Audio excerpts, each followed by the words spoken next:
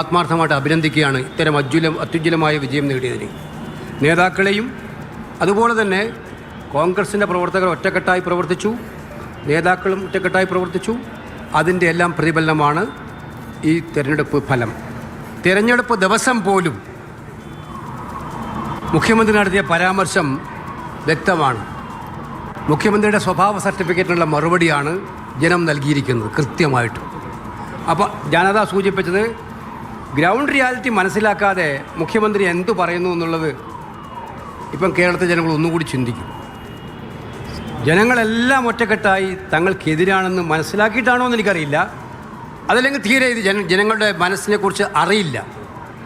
ഇതാണ് കൃത്യമായിട്ടും പറയാനുള്ളത്. സർക്കാരിൻ്റെ ഒരു ഇഞ്ച് മുന്നോട്ട് പോകാൻ കഴിയില്ല.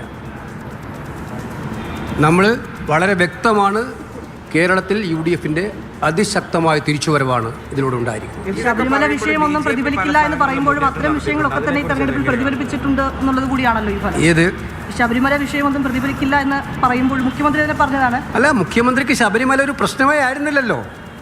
മുഖ്യമന്ത്രിയും പാർട്ടി സെക്രട്ടറിയൊക്കെ ശബരിമലയെ പുച്ഛിച്ച് തള്ളുമായിരുന്നല്ലോ. അത് അവരുടെ നിലപാടതായിരുന്നു. ഞങ്ങൾ ആദ്യം മുതലേ അക്കാര്യത്തിൽ ഉറച്ച നിലപാടുമായിട്ട് നിൽക്കുമായിരുന്നു. BJPക്കും അക്കാര്യത്തിൽ കള്ളക്കളിയായിരുന്നു.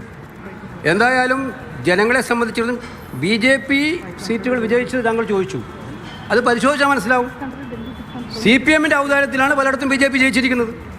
ഞങ്ങൾ ആദ്യം മുതലേ പറയാണ്, PMC പദ്ധതിയിലും ലേബർ കോഡിലും ദേശീയപാത അഴിമതിയിലുമൊക്കെ തന്നെ കേന്ദ്ര സർക്കാരിനെ പിന്തുണക്കുന്ന CPM. ഞാനിപ്പോൾ പറയുന്നത് ഇതിനകത്ത് കൃത്യമായി പറയാൻ ആഗ്രഹിക്കുകയാണ്. CPM എന്ന് പറയുന്ന പാർട്ടിക്കുണ്ടായിട്ടുള്ള ആശയദാരിദ്ര്യം, അവരുടെ എല്ലാം ഐഡിയോളജി തകർത്തെറിഞ്ഞ് ഇപ്പോൾ അവർക്ക് ഐഡിയോളജി ഒന്നുമില്ല. അത് പാർട്ടി തീരുമാനിക്കുന്ന നയങ്ങൾക്കെതിരായിട്ടുള്ള നിലപാടുകളാണ് ഗവൺമെൻറ് സ്വീകരിച്ചത്. അതെന്തിനു വേണ്ടിയിട്ടായിരുന്നു? മോഡിയുടെ മുന്നിൽ കവാത്തു മറക്കുന്ന ശൈലി തുടരാൻ വേണ്ടിയിട്ടായിരുന്നു. അപ്പോൾ CPM BJP നെക്സസ് ആയിരുന്നു ഈ തെരഞ്ഞെടുപ്പിൽ ഞങ്ങൾ ഉന്നയിച്ച പ്രധാനപ്പെട്ട മറ്റൊരു കാര്യം. കാരണം എന്തുകൊണ്ടാണ് കാരണസഹിത ഞാൻ പറഞ്ഞത് 1, 2, 3 ഓരോ കാരണസഹിത പറഞ്ഞിരിക്കുന്നത്. അതുപോലെ തന്നെ കൃത്യമായിട്ട് ഞങ്ങൾ പറഞ്ഞത് ഗവൺമെൻറ് മറന്നുകൊണ്ട് പോകുന്നൊരു ഗവൺമെൻറ്റാണെന്നായിരുന്നു. ഇതുപോലെ തന്നെ ശബരിമല വിഷയവും ചർച്ചാ വിഷയമായിരുന്നു. ഇതെല്ലാം തെരഞ്ഞെടുപ്പ് ഫലത്തിൽ പ്രതിഫലിച്ചിട്ടുണ്ടെന്നുള്ള വ്യക്തമാണ്. അതോടൊപ്പം UDFൻ്റെ സ്ഥാനാർത്ഥികൾ നന്നായിട്ട് പൊരുതിയിട്ടുണ്ട്. നല്ല രീതിയിലാണ് അവർ പോരാട്ടം നടത്തിയത്. ഇപ്രാവശ്യത്തെ ഞങ്ങൾ വളരെ നേരത്തെ തന്നെ അറേഞ്ച്മെന്റുകൾ നടത്തിയിരുന്നു. ഗ്രൗണ്ട് റിയാലിറ്റി എന്താണെന്ന് LDF മനസ്സിലാകുന്നില്ല എന്നുള്ളതാണ് KC വേണുഗോപാലിന്റെ പ്രതികരണം.